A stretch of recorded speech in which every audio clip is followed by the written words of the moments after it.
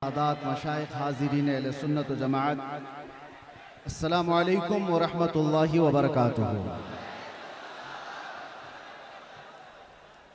अल्हम्दुलिल्लाह अल्हम्दुलिल्लाहिल हन्नानिल मन्नान अल्लज़ी खलक़ल इंसान व अल्लमहुल बयान वस्सलातु वस्सलामु अला रसूलिही सय्यिदिल इंसी वल जान व अला आलिही व अस्हाबिही ज़विल खैरि वल इहसान, अम्मा बअद।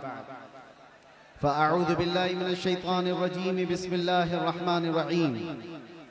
मुहम्मदुर रसूलुल्लाह वल्लज़ीना मअहू अशिद्दाउ अलल कुफ़ारि रुहमाउ बैनहुम इला आखिरि हाज़िहिल आया। सदक़ल्लाहु मौलानाल अज़ीम। बारगाह रिसालत मुआब सल्लल्लाहु अलैहि वसल्लम में दुरूद पाक का हदिया पेश करें। अल्लाहुम्मा सल्लि अला सय्यिदिना मुहम्मदिन मअदनिल जूदि वल करम व आलिहि व अस्हाबिहिल किराम व इब्निहिल करीम व बारिक व सल्लिम सलातन दाइमतन सरमदन अबदा।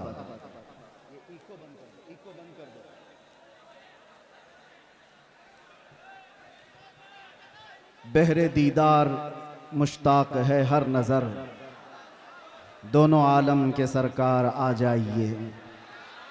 चांदनी रात है और पिछला पहर, दोनों आलम के सरकार आ जाइए। सिदरतुल मुंतहा अर्श व बाग़े इरम, हर जगह पड़ चुके हैं निशाने कदम। अब तो एक बार अपने गुलामों के घर, दोनों आलम के सरकार आ जाइए। हेलो, सुना है आप हर आशिक के घर आप लोग जरा तशरीफ हैंगर लाते से हैं। नीचे उतर जाइए। हम माफी चाहेंगे हजरत, थोड़ा लोहा का पंडाल है, तार अगर किसी को भी कुछ हुआ तो उसका जिम्मेवार हम लोग नहीं होंगे। आप लोग लोहा का फ्रेम से नीचे उतर जाए, बड़ी मेहरबानी होगी। कहीं से भी कोई तार अगर ग्राउंड किया तो पूरा लोहा का पंडाल है, इसमें पूरा करंट आ जाएगा। आप लोग से बार बार रिक्वेस्ट कर रहे हैं, गुजारिश कर रहे हैं। ठीक है, इंशाअल्लाह अज़ीज़ कुछ नहीं होगा। करंट तो वैसे ही मुसलमानों में पहले से मौजूद है, करंट को फिर क्या करंट लगे।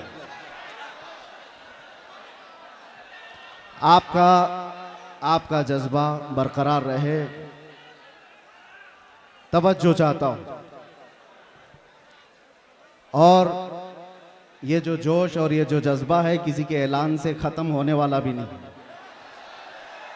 हमें पता है, हर दिन हम देखते आ रहे हैं, इसलिए कि दीवानगी और वो भी हुजूर पाक सल्लल्लाहु अलैहि वसल्लम के नाम पर हो। पूरी दुनिया अपनी ताकत जमा करके भी उस दीवानगी को रोक न सकी। 14 सदियां गुजर गई हैं, इस तूफान का रास्ता कोई रोक न सका। इसी को इकबाल ने बहुत पहले ही कहा था, थमता न था किसी से सैले रवा हमारा, कुछ बात तो है कि मिटती नहीं हस्ती हमारी। सदियों रहा है दुश्मन दौरे ज़मा हमारा। मेरे अजीज़ों, आज हम उर्से कायदे अहले सुन्नत में हाजिर हैं। आप हजरात जिस अंदाज से भी सुनना चाहें मैं सुनाता हूँ, खड़े होकर के, बैठ करके, सो करके, जिस तरह से भी है, और ख़ामोशी से या चीखते चिल्लाते, आपकी अपनी मर्ज़ी के मुताबिक। अब यहाँ पर किसी को क्या कहें कि बैठ जाओ, जगह हो तो बैठे, कहीं जगह है ही नहीं तो क्या बैठा है। इसलिए जो जहाँ खड़े हैं वहीं खड़े रहें। हाँ, इतना मैं कह सकता हूँ कि कुर्सी वाले कुर्सी छोड़ दें तो अच्छा होता है। हम भी बहरहाल एक बार दुरूद पाक पढ़ लें। अल्लाहुम्मा सल्लि अला सय्यिदिना मुहम्मदिन मअदनिल जूदि वल करम व आलिहि व अस्हाबिल किराम व इब्निहिल करीम व बारिक व सल्लिम।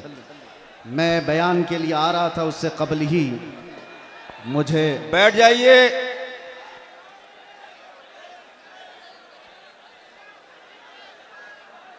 बैठिए बैठिए, धक्का मुक्की मत करिए, बैठ जाइए।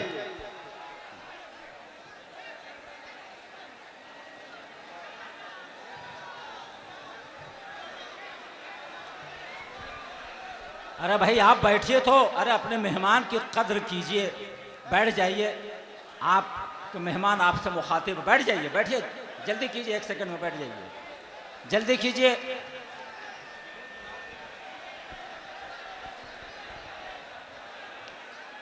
आप हजरात जिस मुक़द्दस महफिल में आए हैं उसकी तरफ तवज्जो करते हुए, और ख़ास तौर पर ये मिंबर जो होता है ये मिंबर रसूल कहलाता है। मैं तमाम ही नौजवानों से कहता हूँ कि अदब अगर बरकरार नहीं है तो फिर इस तरह के जलसे में हाजिर होने का मतलब भी नहीं निकलता, वाह, कोई फ़ायदा नहीं होता है। यही वजह है, मुझे अभी आने से पहले ही हमारे असीर मुफ्ती आज़म हिंद सईद नूरी साहब क़िबला ने कहा था थोड़ा ठंडी तकरीर कीजिए। अब आप मुझे बताएं ऐसे माहौल में कौन ठंडी तकरीर करता है? वाह वाह वाह वाह। और इसी वजह से हम जलसों में जाना कम भी कर चुके हैं कि ये मजमा संभलने को संभलता नहीं और वक्त ज़ाया होता चला जाता है। बहरहाल आज जिस कायदे अहले सुन्नत के उर्स में हम हाजिर हैं, मैं थोड़ा ही वक्त लूँगा। एक ही बात मैं कहूँगा, पिछले 3 दिन से आपने उनकी सीरत पर बहुत कुछ सुना होगा। उलमा, खुतबा, शोरा, यहाँ पर बहुत सारी चीज़ें आपको सुना कर जा चुके हैं, लेकिन मैं अपनी ज़िंदगी में आज महसूस करता हूँ, पल पल घड़ी घड़ी अगर किसी की याद आती है मुश्किलात में तो वह अरशदुल कादरी जैसे कायद की याद आती है। आज उम्मत को जिस कायद की ज़रूरत है वो अरशदुल कादरी जैसा कायद था, जो उलमा को मुत्तहिद करे, मरबूत करे, सियासत में हमारी क़ियादत को एक नाम तक पहुँचाए, हमारे मिली मसाइल को कमरे के अंदर बैठ कर के हल कर सके, वो एक दूसरे पर तीखे निशाने करने वालों पर जा करके सुलह मुसालहत की बात कर सके। वो कायद आज हमें नज़र नहीं आता जो कायदे अहले सुन्नत के अंदर खूबियाँ थीं। हैरत होती है कि इतने तबलीगी दौर, इतने तबलीगी सफ़र करते हुए वो किताबें किस वक्त लिखते थे। उनके कलम में अल्लाह ने ऐसी बरकत रखी थी। एक बात मैं आपको बताता हूँ, अल्लाह ताला जिससे दीन की खिदमत लेता है उसकी ज़िंदगी के वक्त में अल्लाह बरकत देता है। वो थोड़े से वक्त में बहुत कुछ काम करके जाता है। आम लोगों से ये मुमकिन नहीं होता। अल्लामा अरशदुल कादरी अलैहि रहमत व रिज़वान ने जो एक क़ियादत का अच्छा चेहरा पेश किया, काश आज उम्मत को फिर से एक वैसा कायद मिल जाएगा।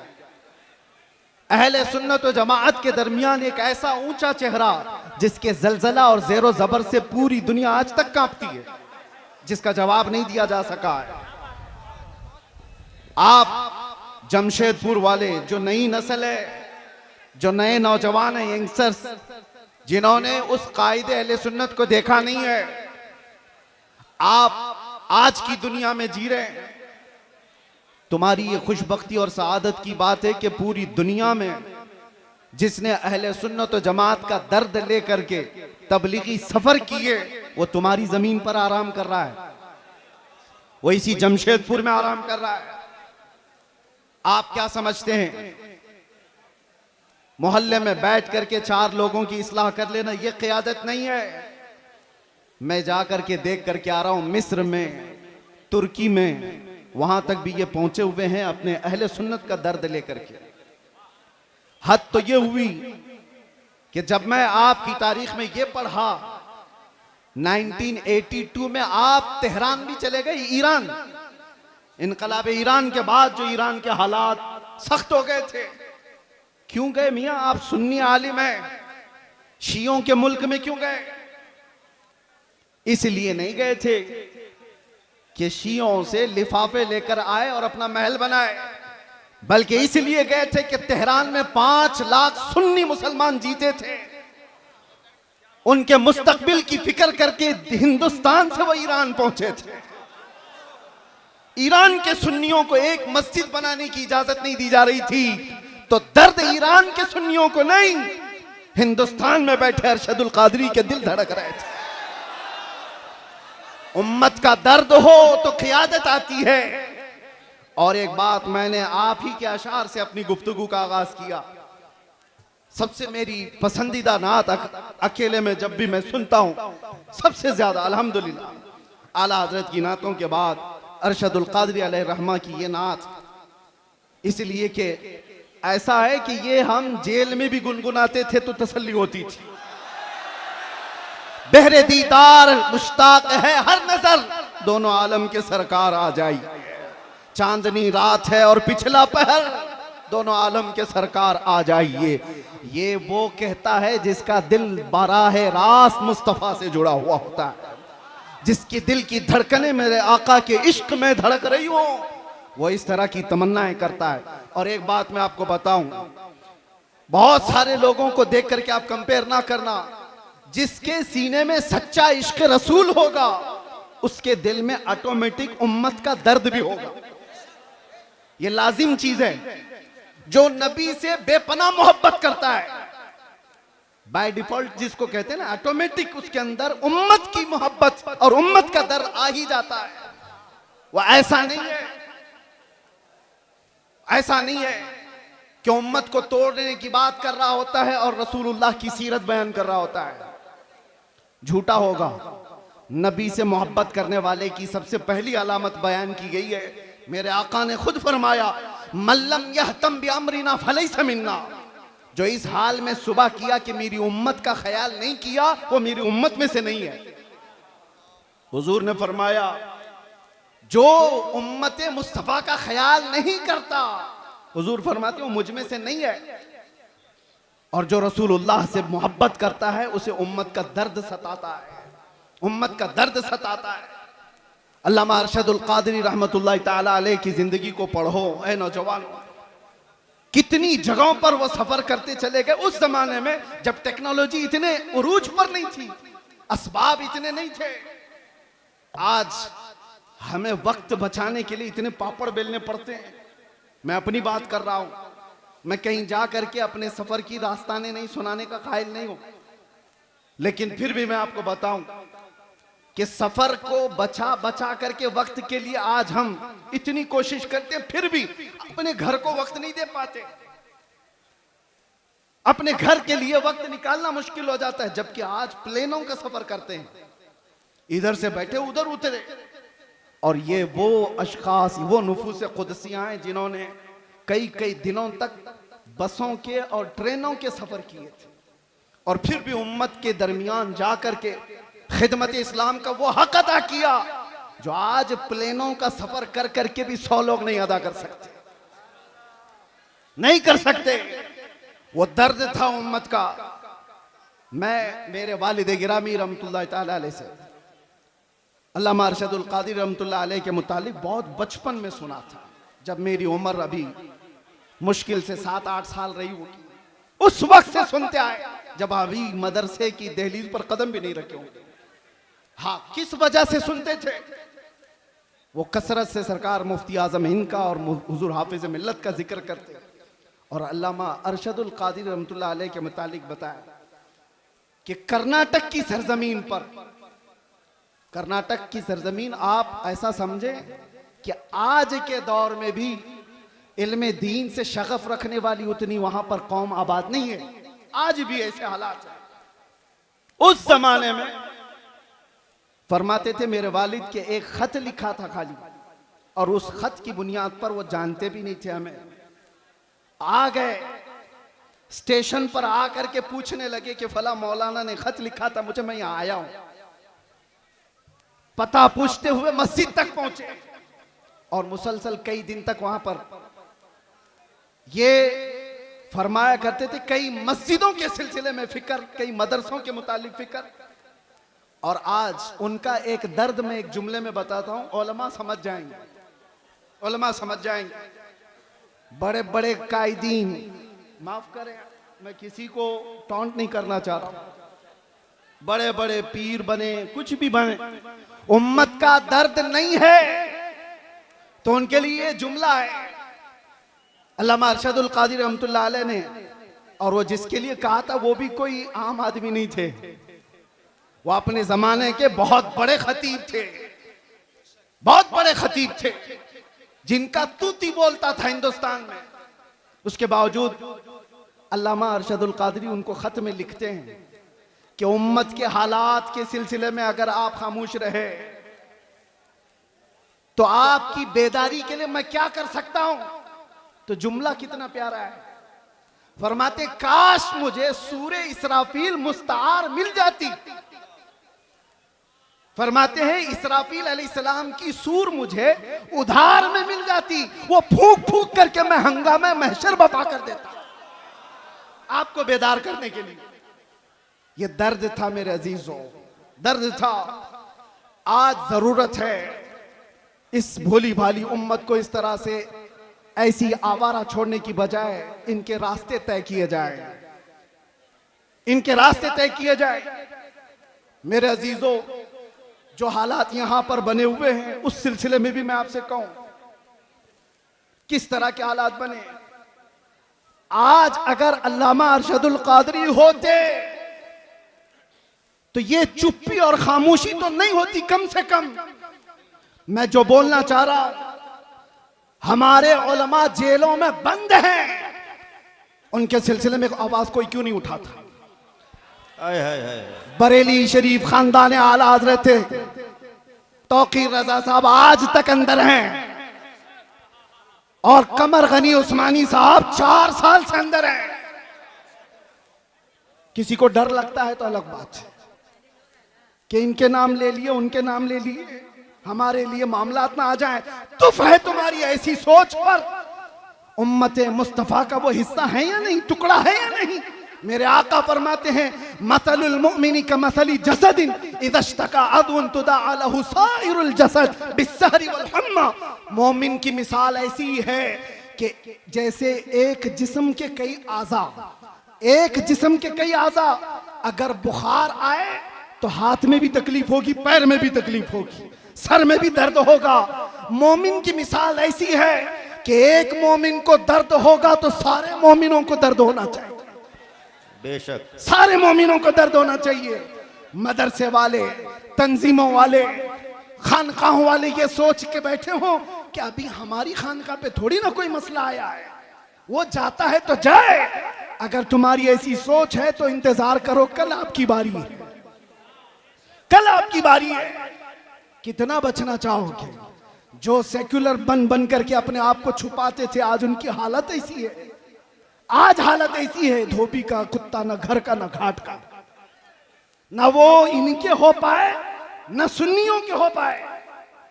इसीलिए मुसलमानों, आज जो जरूरत है तुम्हारे अंदर, बाकी मैं किसी और को बेदार करने नहीं आया। बड़े बड़े लोग मौजूद हैं, बड़े बड़े लोग हैं। नौजवान जो मुझे सुनते हैं उनसे अब एक ही बात कहता हूं, अब शायद तुम ढूंढते रह जाओ, दूसरा अरशदुल कादरी मिलेगा नहीं। वाह वाह, जो तुम्हारी क़ियादत करे। अरे हमें नहीं मिलता, तुम्हें क्या मिलेगा? सुभान अल्लाह।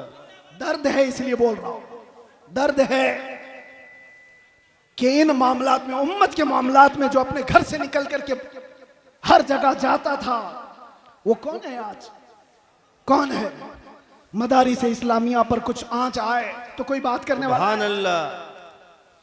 पिछले 1 साल से ज्यादा हो गया होगा, अल जामिअतुल अशरफिया मुबारकपुर, जो अजहर हिंद कहलाता है, किस तरह की मुसीबतों से गुजर रहा है सारे उलमा को पता है, सारे उलमा जानते हैं। जामिया अशरफिया मुबारकपुर, जिसने हिंदुस्तान को बड़े बड़े कायदीन दिए, अल्लामा अरशदुल कादरी भी उसी के खोशाचीन है। आज अशरफिया के ऊपर क्या हालात हैं आपको पता नहीं है? उलमा तो जानते होंगे। हुकूमत की कैसी सख्तियां हैं, बिना तनख्वाह लिए हुए वो कई महीनों से वहां खिदमत कर रहे हैं, उनकी तनख्वाहें बंद कर दी गई, रोक दी गई। हमारे इन हालात पर अगर क़ियादत नहीं होती तो फिर किन हालात पर क़ियादत होगी? हालात, किन हालात पर क़ियादत होगी? मिंबरों पर एक दूसरे के अमामे खींचने पर। तवज्जो चाहता हूं, रईसुल कलम हमेशा ये चीज पसंद फरमाते थे कि उम्मत का दर्द रखने वाला कोई आलिम किसी खित्ते का हो, वो मेरे घर के बच्चों से ज्यादा अजीज है। उनका ये दर्द जो मैंने महसूस किया। आज अपनों के लिए अलग मसाइल, गैरों के लिए अलग मसाइल, ये नहीं था उनके घर। मैंने आयत इसीलिए पढ़ी, ज़रक़ानी साहब अभी जो कह रहे थे कि अल्लामा अरशदुल कादरी रहमतुल्लाह तआला अलैह की सीरत पर उनका ये जुमला सोने के हरफों से लिखने के काबिल है। अपनों से गैरों से मुकाबला हो तो डट जाइए, अपनों से मुकाबला हो तो हार जाइए। यह जुमला आसान नहीं है, प्रैक्टिकल बहुत मुश्किल है। और यही कुरान का मफहूम है, अशिद्दाउ अलल कुफ्फारि रुहमाउ बैनहुम। सहाबा की यही सिफत थी, वो सख्त थे तो गैरों के लिए, और आपस में नरम दिल थे। ऐसे नरम दिल, ऐसे रहम दिल थे। सख्ती उन लोगों पर करनी चाहिए थी जो मेरे नबी की शान में भौंकते हैं, ना ये कि मुसलमानों के लिए। जब से ये चीजें हमारे अंदर बदल गई तो हमारे हालात भी ऐसे तितर बितर हो गए। आज देखो, कोई भी आकर के, एक छोटा सा लीडर भी मुसलमानों की छोटी सी टुकड़ी को काट के लेके चला जाता है। हर जगह यही हालात है, हर जगह यही हालात है। मुझे किस मसले पर बात करूं ये समझ में नहीं आता। मुसलमानों के जो मामलात हैं, नशा इतना ज्यादा आम है कि इनके नशाखोरी पर बात करें, जिना बढ़ता जा रहा है इस पर बात करें, औरतों की बेहयाई उरूज पर आ गई इस पर बात करें, एजुकेशन में इतने पीछे हो गए इस पर बात करें। समझ में नहीं आता, हजार मसाइल है हमारे, किन मसाइल पर बात करें। आखिर में जाकर के हमारा जो दर्द है वो इस नुक्ते पर पहुंचता है। इनको एक एक मसले का इलाज करते रहोगे, जिंदगी तमाम हो जाएगी, बीमारियां बढ़ती चली जाएंगी। बीमारियां बहुत हैं लेकिन इलाज एक ही है। उम्मत मुस्तफा का इलाज एक ही है, वो इलाज का नाम है कि मोहम्मद से वफा तूने तो हम तेरे हैं। वो एक ही इलाज। आज उम्मत को उन कदमों से जोड़ने की जरूरत है। जब जब हलकों की बात होती है, जब जब अपने अपने खास जमात की बात होती है तो उम्मत बार बार झगड़े करती है। जमात से मुराद मैं अहले सुन्नत की बात नहीं कर रहा हूं, सिर्फ पीरों के अपने हलकों की बात। ये पीर का मुरीद उससे नहीं मिल सकता, वो पीर का मुरीद इससे नहीं मिल सकता, इनसे सलाम उसका नहीं, उसका सलाम इससे नहीं। इस मिंबर पर आज देखें आप उलमा इकराम, मेरा हुस्न जन ये कहता है, ज़रक़ानी साहब इसकी तायद करें, अरशदुल कादरी रहमतुल्लाह अलैह के उर्स में यहां किसी एक पीर का मुरीद आलिम नहीं बैठा है, सिर्फ अरशदुल कादरी रहमतुल्लाह अलैह के मुरीदी नहीं है, सारे सिलसिले के जमा हुए। इसलिए जमा हुए हैं कि उन्होंने अरशदुल कादरी रहमतुल्लाह ताला अलैह की सीरत को देखा है कि यहां पर छांटा नहीं जाता, यहां पर जमा किया जाता, इसलिए जमा हुए। बाकी तो डर लगता है, इनके भी स्टेज खास हैं सबके, हमें पता है, मैं खुलकर बोल रहा हूं। सब खतीबों के, सब शायरों के स्टेज खास है। इस स्टेज वाला उस स्टेज पे नहीं जाएगा, है सुन्नी, उनके उनके बटे हुए हैं।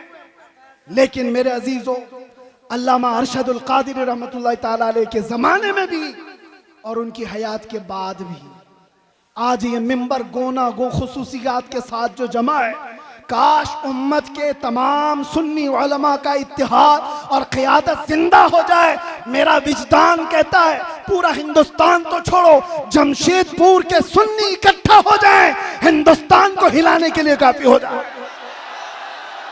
जिंदाबाद जिंदाबाद क्या समझते हो जिंदाबाद, तुम्हारी नारे तकबीर, नारे रिसालत, उर्से हुजूर कायदे अहले सुन्नत हजरत अल्लामा मुफ्ती सलमान अजहरी साहब किबला, नारे तकबीर, नारे रिसालत। मैंने सुना था मिंबर पर, हो सकता है कि बहुत ज्यादा भीड़ भाड़ की वजह से नज्म नस्क खराब हुआ हो। ज़रक़ानी साहब यहाँ पर बहुत सारे उसूल रखते हैं, उन उसूलों में ये भी मैं अर्ज किए देता हूँ कि जिसका उर्स हो रहा है उसी का नारा लगाए, यहाँ जो खड़ा है उसका नारा ना लगाए। होना ये चाहिए, हमारे मरने के बाद फिर लगाए। यहीं से तो शख्सियत परस्तियां शुरू हो रही। मुझे कम लक़ब दिया, मुझे छोटे नाम से बुलाया, पोस्टर में मेरा नाम वहां चिपकाया है। इन्हीं मामलात में तो है। मैं कितने लोगों को जानता हूं छोटे नाम की वजह से और पोस्टर में इधर उधर हो जाने की वजह से उनकी बरहमी आसमान पर है, और कोई सालों से जेल में सड़ रहा है, एक बार माथे पे शिकन नहीं आई। दर्द अगर तुम्हारी अपनी इज्जतों का है तो तुम्हारी इज्जतें नीलाम हो जाएंगी, और दर्द अगर उम्मत का है हर दिन तुम्हारी इज्जत बढ़ाई जाएगी, हर दिन इज्जत बढ़ाई जाएगी। इसीलिए मेरे अजीजों, आज बात करते हैं नामों से रिसालत के उस अहम मसले पर। अल्लामा अरशदुल क़ादिरी रहमतुल्लाह तआला अलैह की जिंदगी उसके लिए शाहिद अदल है। आपके मुतालिक सबको मालूम होगा ना, सबको मालूम है अल्लामा अरशदुल क़ादिरी बहुत बड़े मुनाजिर थे। मुनाजिर का मतलब भी आपकी जनरेशन समझना मुश्किल है। डिबेट में ऐसे माहिर थे कि सामने वाले को चित कर देते। लेकिन ये मुनाजरे किसके लिए होते थे?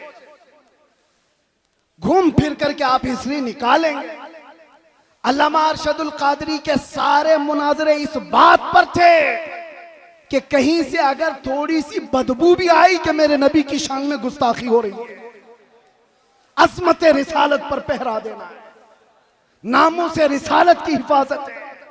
मुनाजरे इसलिए नहीं होते कि चमक जाएं, मुनाजरे इसलिए नहीं होते कि अपने नाम रोशन कर लें, मुनाजरे अज़मत रिसालत के दिफा के लिए हुआ करते थे, और वह हक अदा किया है अल्लामा अरशदुल क़ादिरी रहमतुल्लाह अलैह। हक है।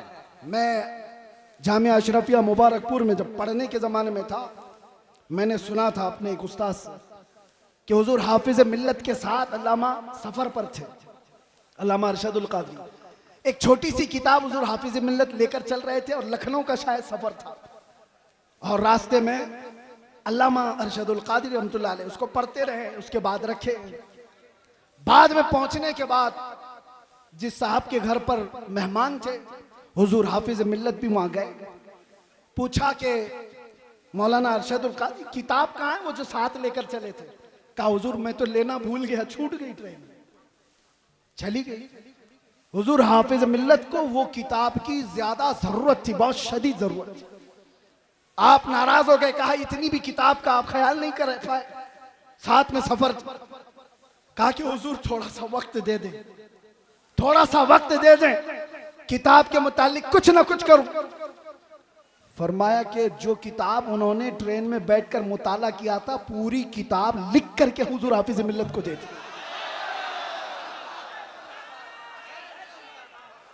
हो सकता है कुछ जुमले इधर उधर। माशाअल्लाह। कहा गजब की जहानत। अब यहां रुक करके भी मैं एक बात बताता हूं, कचरे लोगों के दिमाग इतने नहीं चलते। इश्क रसूल हो तो जहानत आसमान पर होती है। आला हजरत की जहानत को कोई पहुंच पाएगा? आला हजरत का दिमाग जो चलता था, 100 साल पहले लिखी हुई किताबें आज के लोग ऐनक लगा लगा कर नहीं पढ़ पाते।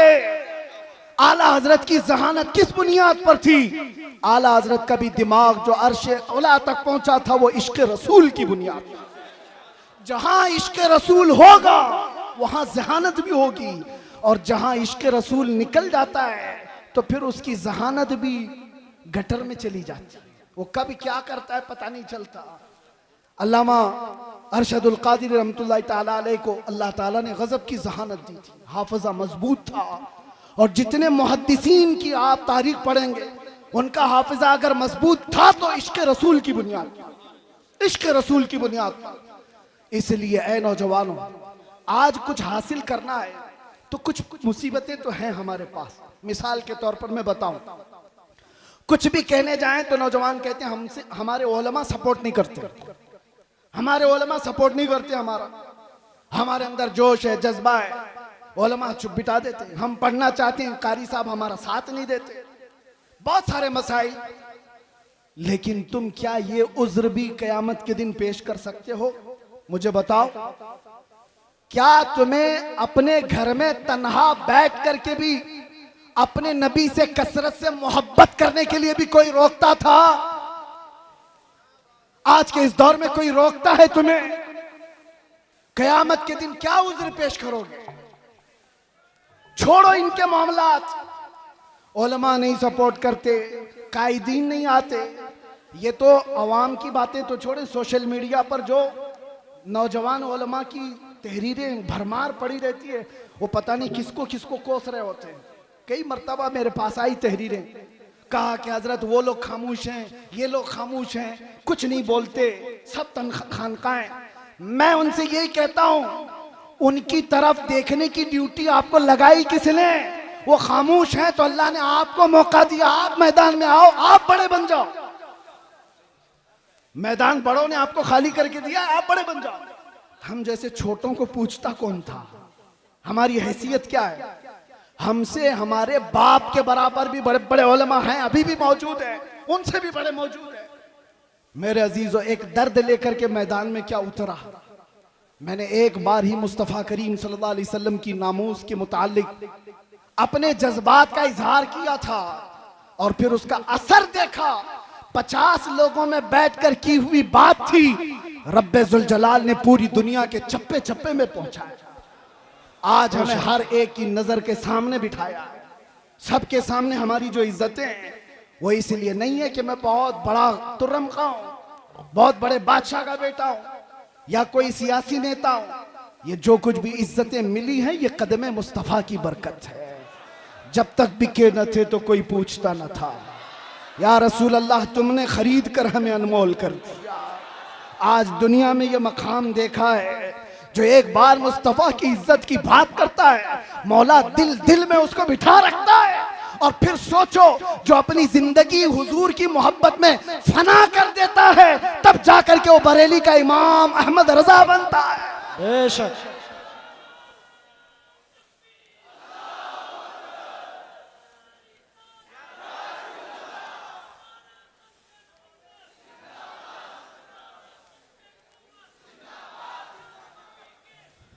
मैं दो चंद बातें बस आपकी सीरत से अख्ज़ करके, वैसे जो सुनाना था घर वाले ज्यादा बेहतर जानते हैं घर की बात। अल्लामा के साहबजादे यहाँ पर मौजूद हैं, उन्होंने सारी चीजें देखी। एक बात आपको मैं बताऊं, सच्चा आलिम वो है जो सहाबा की सीरत पर चले, उनके तमाम नुकूश पा को अपनी जिंदगी के मिसाले राह बनाए। हुजूर सैयदना अबू बकर सिद्दीक रज़ियल्लाहु ताला अन्हु का हाल ये था, सुनेंगे आप थोड़ी देर। आप जब खलीफा बने, दिन रात काम इतने थे और घर में जो तनख्वाह आती थी, बैतुल माल से आपके घर में तनख्वाह आ रही थी। ये पहली मर्तबा सारे सहाबा ने बैठ करके फैसला किया कि खलीफतुल मुस्लिमीन को कुछ तनख्वाह मुकर्रर कर दी जाए ताकि वो खिलाफत के कामों को खुशी से अंजाम दे सके। तनख्वाह आती थी। एक दिन ऐसा हुआ कि उनकी बीवी ने कहा, सिद्दीक अकबर की बीवी कहती है, कभी तो कुछ तर ग़िज़ा खा लीजिए, कभी कुछ तर ग़िज़ा खा लीजिए, खजूर खा लें, कभी शहद खा लें। हजरत अबू बकर सिद्दीक फरमाते हैं, मेरी बेगम इतने पैसे हैं कहां मेरे पास कि मैं शहद खरीदूं, मैं घी खरीद करके लाऊं। ये वक्त के खलीफतुल मुस्लिमीन सैयदना अबू बकर सिद्दीक की बात कर रहा हूं। बीवी ने कहा, आप मत घबराएं, मैंने जमा करके रखे हैं, मेरे पास है, मैं ला करके देती हूं। हजरत अबू बकर सिद्दीक ने कहा, लाओ। आपकी अहलिया ने एक पोटली में कुछ पैसे रखे हुए थे, ला करके दे दिया। हजरत अबू बकर सिद्दीक ने गिना, वो कुछ सिक्के थे। पूछा, ये तेरे पास कहां से आए? बीवी ने मुस्कुरा कर कहा, वो छोड़िए, जो तनख्वाह आती है ना आपकी बैतुल माल से, मैं घर का राशन ला करके थोड़ा थोड़ा अलग निकाल करके रख दिया करती थी, थोड़ा थोड़ा जमा करके। औरतों की आदत है बचा के रखने की। तो हजरत अबू बकर सिद्दीक की बीवी कहती है, मैं थोड़ा थोड़ा बचा कर रखती थी, वो आज इतनी हो गई है, इससे आप जाइए शहद खरीद लीजिए, घी खरीद लाइए। हजरत अबू बकर सिद्दीक कहते हैं, बहुत अच्छा, लाओ। ले करके जाते हैं, बैतुल माल में पूरा माल जमा कर दिया और फिर सहाबा को बुला करके कहा, आज के बाद से मेरी इतनी तनख्वाह कम कर दी जाए, इसलिए कि ये माल मेरे घर में ज्यादा आ रहा है, इतना माल मेरे घर में ज्यादा आ रहा है। सैयदना अबू बकर सिद्दीक रज़ियल्लाहु ताला अन्हु ने जब ये फरमाया, सहाबा अश अश कर रह गए। इतना माल तो कोई भी छुपा के रख सकता था, ये वाकया बयान करने के बाद अब मैं आपसे कहता हूं, इसका अक्स मैंने जिंदगी में पाया है एक कायदे अहले सुन्नत अरशदुल कादरी की जिंदगी में।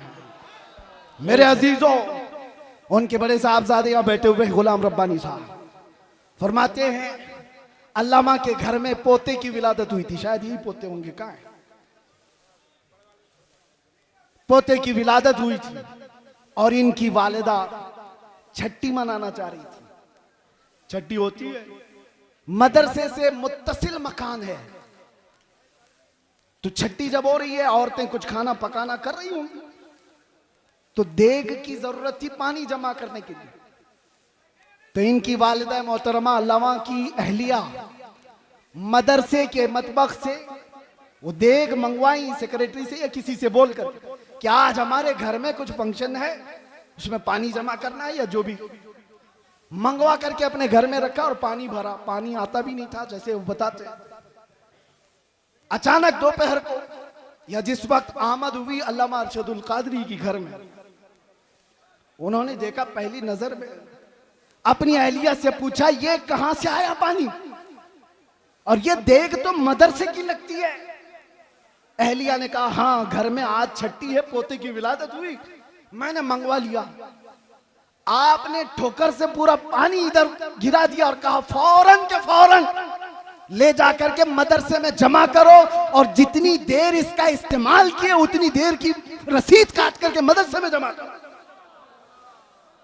और कोई छट्टी पट्टी नहीं होगी घर के अंदर। अगर कौम की अमानत का 1 रुपया भी मेरे घर में इस्तेमाल होगा, मेरे घर में इस्तेमाल होगा, तो वो मेरे लिए हराम है, हराम।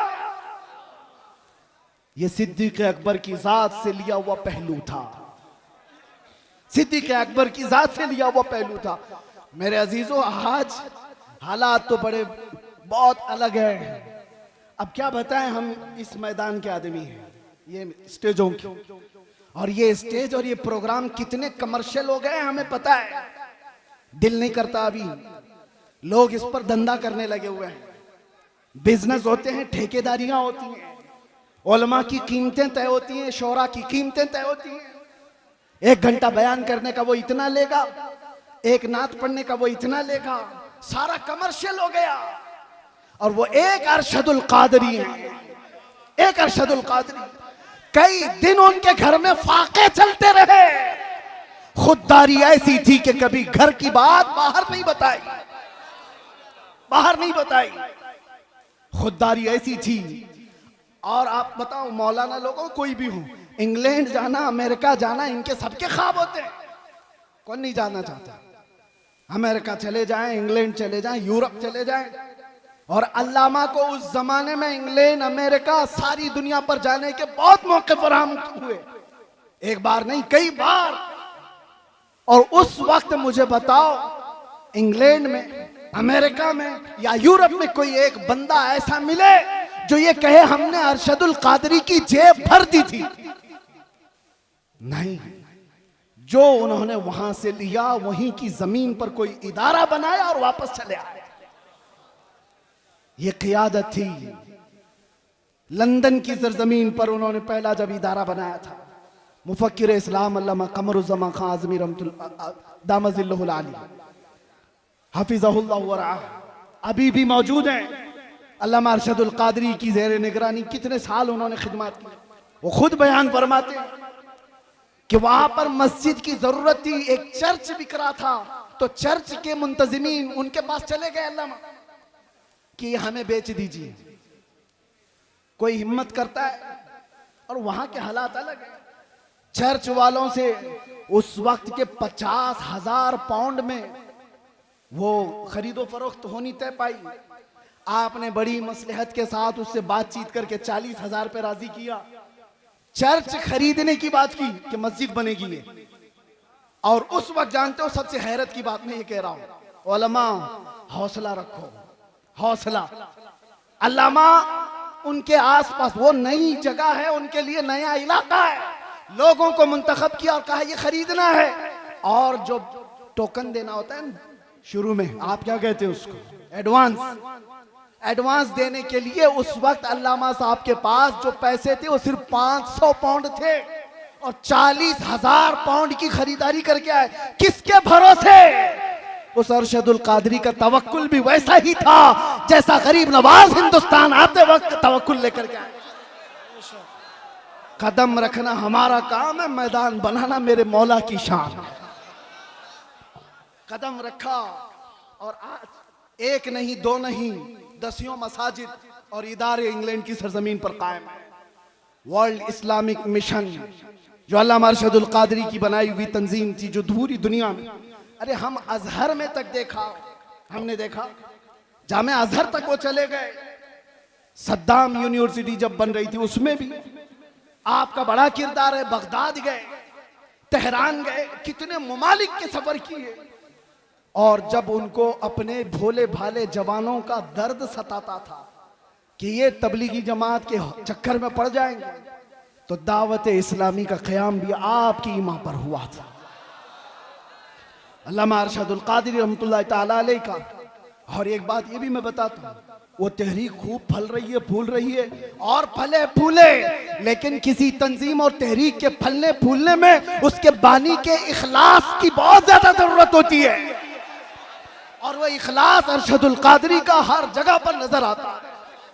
हाफिज मिल्लत का इदारा यूं ही कायम नहीं है। सीमेंट और गारे की इमारतें बनाना बहुत आसान है, अशरफिया बनाना आसान नहीं है। क्यों? सिर्फ इमारतें बनाने का नाम आप मत समझ लें इदारे हैं। उसकी एक मिसाल मैं आपको बताऊं, काबा कितना है, कितने बाय कितना है, आप जाके नाप के देख लो। आज हिंदुस्तान में वो कोई भी हो, एक छोटा सा मिडिल क्लास का आदमी भी अपने खर्चे से, जितने में उसका घर नहीं बनता उससे कम खर्चे में काबा बना सकता है। 4 कोने बनाने हैं, ना कोई डिजाइन करना है, ना खिड़कियां, ना अंदर डेकोरेशन, बन तो जाएगा। इतने सदियों से कोई काबा क्यों नहीं बनाता? क्यों नहीं बनाता? आप समझो काबा सिर्फ ये 4 दीवारी और 4 कोने का नाम नहीं है। तुम बना तो लोगे, करोड़ों दिलों को खींचने की कशिश कहां से लाओ? ये कहां से आती है? ये इमारतों के बनाने में नहीं आती, वो मुखलिसीन की बरकत हुआ करती है। जामिया अशरफिया मुबारकपुर आज भी फल फूल रहा है और एक दो नहीं, हजारों उलमा वहां से निकले। उसकी हर ईंट में पसीना नहीं, हाफिज मिल्लत का खुलूस लगा हुआ है। इसी तरह जिन तहरीकों पर अल्लामा अरशदुल कादरी रहमतुल्लाह ताला अलैह की दुआएं रही, वो फल रही है, फूल रही है। इखलास जिसके अंदर लगा रहेगा उसमें बरकत भी ज्यादा रहेगी, तादेर व कायम रहेगा। ये चंद बातें थी। अब एक और बात उलमा के सिलसिले में। अल्लामा रहमतुल्लाह ताला अलैह, उनके इस्लाह का तरीका देखा। उनको भी अपने जमाने में कुछ लोगों से शिकायतें थी, तो उन्होंने स्टेज पर आकर के गाली गलौज करके इस्लाह नहीं की। उनको भी बहुत सारे लोगों से कई मसले हुए, लेकिन उनके खुतूत गवाह हैं कि उन्होंने दूसरे उलमा की इस्लाह कैसे की। उनके लिखे हुए खत आज भी गवाह हैं। जब उनको किसी की इस्लाह करनी होती तो क्या लबो लहजा इस्तेमाल करते थे। ये उम्मत का दर्द रखने वाला कह सकता है, उम्मत का दर्द रखने वाला। एक वाकया इस पर शाहिद अदल है। बकी बिन मुखल्लद एक बड़े मुहद्दिस हैं, अंदलुस के रहने वाले। इन्होंने तकरीबन 1300 सहाबा की हदीसें किताब में जमा की थी। मुस्नद बकी बिन मुखल्लद वो जाया हो गई। बकी बिन मुखल्लद का मैं एक बार आपको तस्करा सुना देता हूं, ताकि अब ये उलमा के लिए मसला है। इस जिम्मेदार स्टेज से मुझे एक पैगाम देना था। बकी बिन मुखल्लद को एक शौक था जिंदगी में, वो इमाम अहमद बिन हम्बल से मुलाकात का, उनसे हदीस सुनने का। तो अंदलुस से, स्पेन से चल करके निकले, पैदल चलते थे आप सफर में। तकरीबन 1.5 साल के बाद आप बगदाद पहुंचे थे।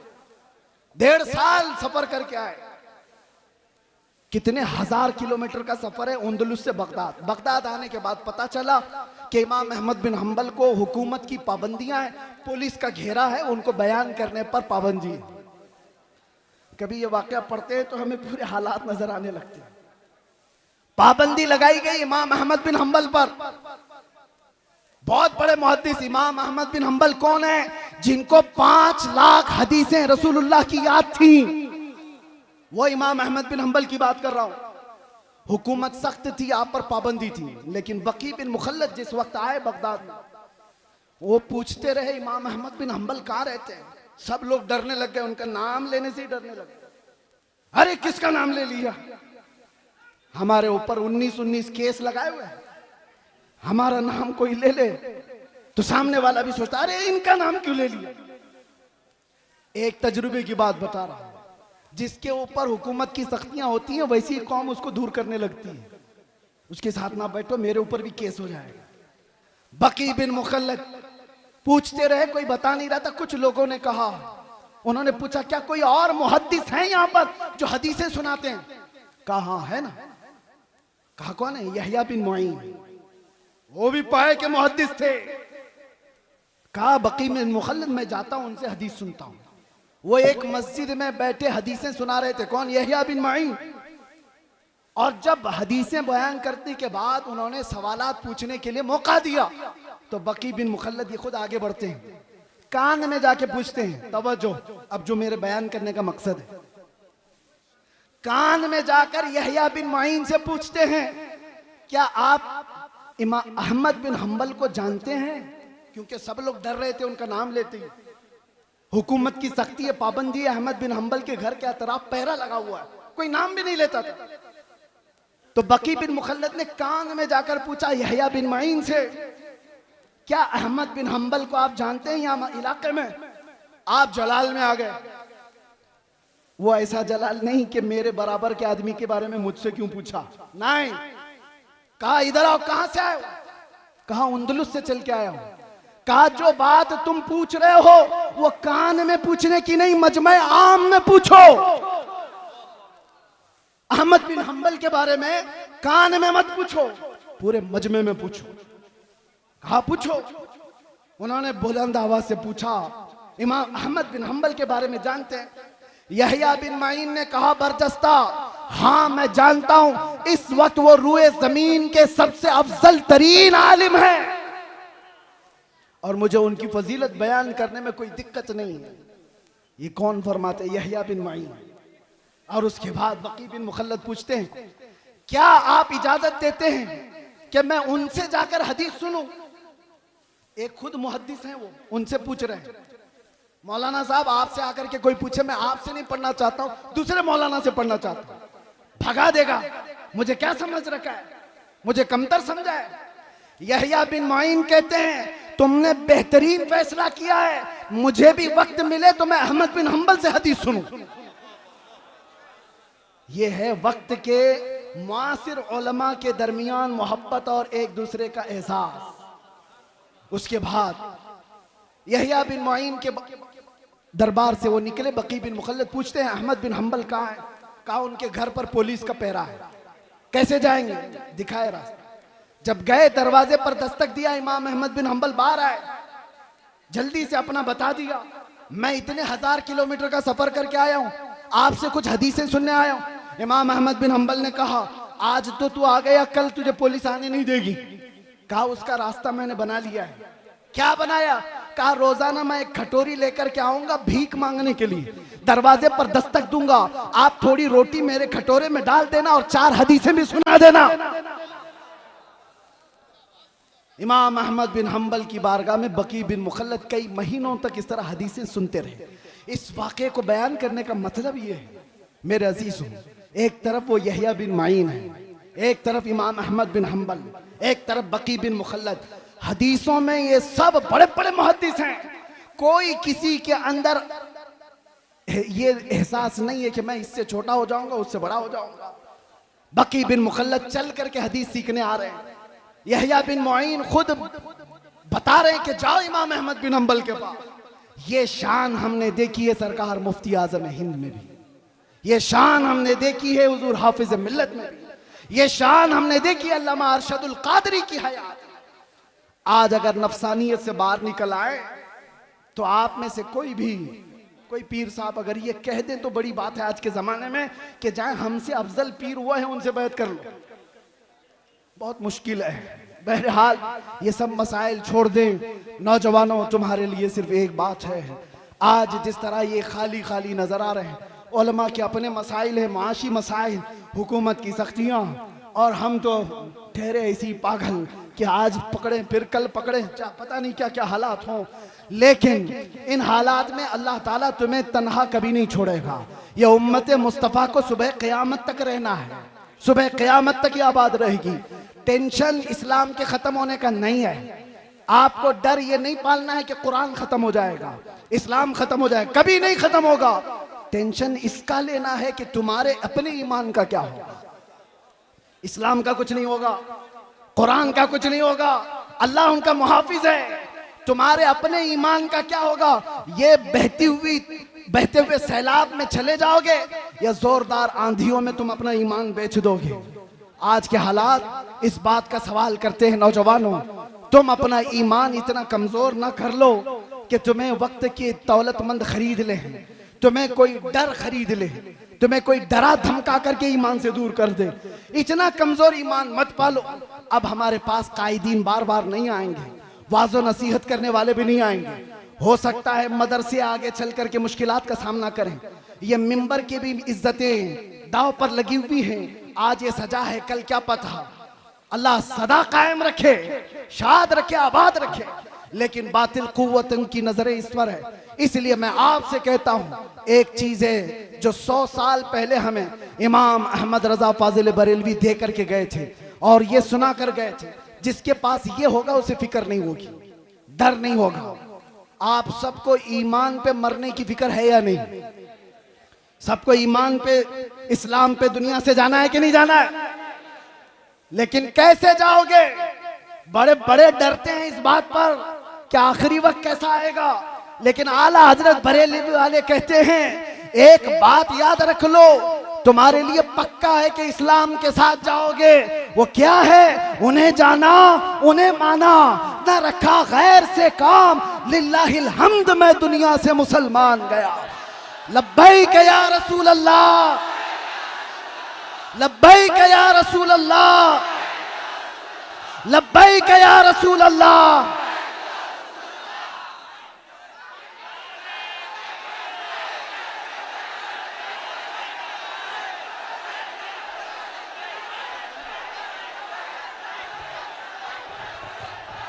हजरात ऐसे ना करें, वो मेहमान है, मेहमान का ख्याल करें आप हजरात, खुदा के वास्ते माहौल ख़राब ना करें। हजरत अल्लामा मुफ्ती सलमान अजहरी साहब को अभी दस्तारबंदी का प्रोग्राम, आप हजरात इस तरह ना करें, अदब के खिलाफ है, बड़ा मेहरबानी। आप हजरात मुलाकात करेंगे, अभी दस्तारबंदी होनी है, आप हजरात इस तरह ना करें। मेरे भाई मुफ्ती सलमान अजहरी साहब यहाँ से क्या तासुर लेके जाएंगे? मैं आप हजरात से गुजारिश कर रहा हूँ, आप हजरात इस तरह का माहौल ना बनाए। मैं एक नारा लगा रहा हूँ, नारे का जवाब दे, नारे तकबीर। दस्तारबंदी, जो फारिगीन है इस साल के